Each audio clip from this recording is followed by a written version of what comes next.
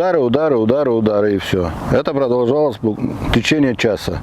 Потом меня посадили в другую машину, куда-то увезли, глаза связали, я ничего не видел, в машине били. А когда глаза мне развязали, я посмотрел, что меня везут с Дзержинского 16/1.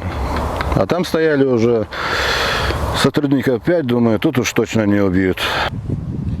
14 апреля этого года на этом данном месте произошел конфликт. Данный конфликт вызвал большой общественный резонанс в городе Якутске.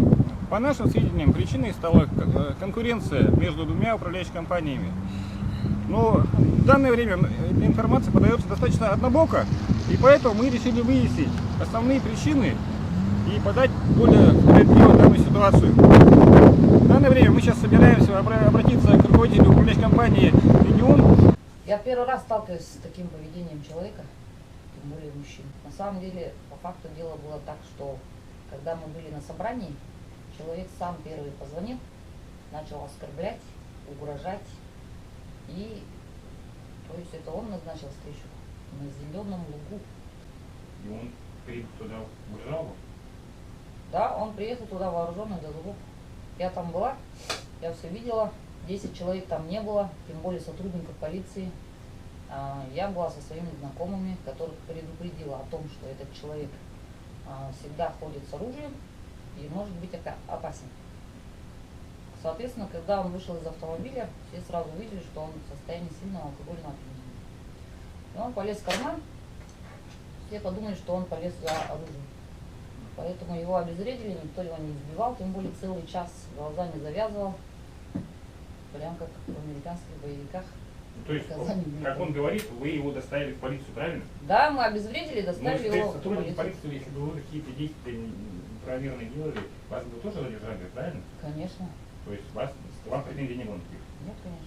То есть его задержали там? Да, потому что у него на заднем сиденье автомобиля было заряжено оружие. Без шипа.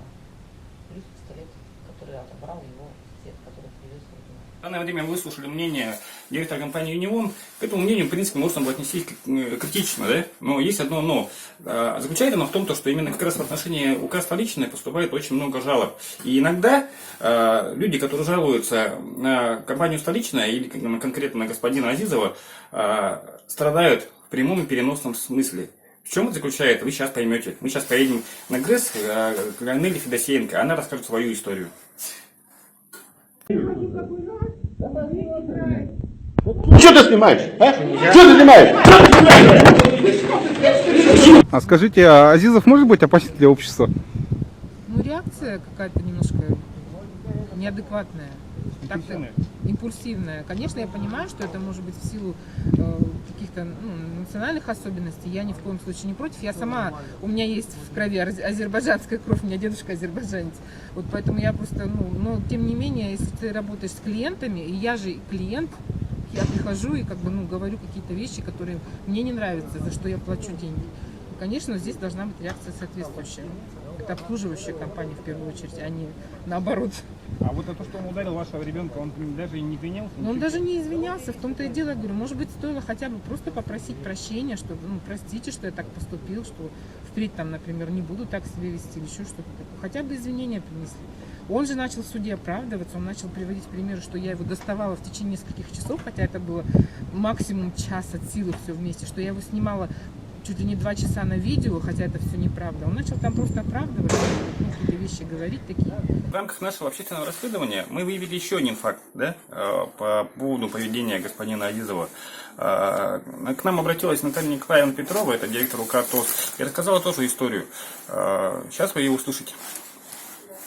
Да, было такое дело. У нас вышел спор из-за одного дома.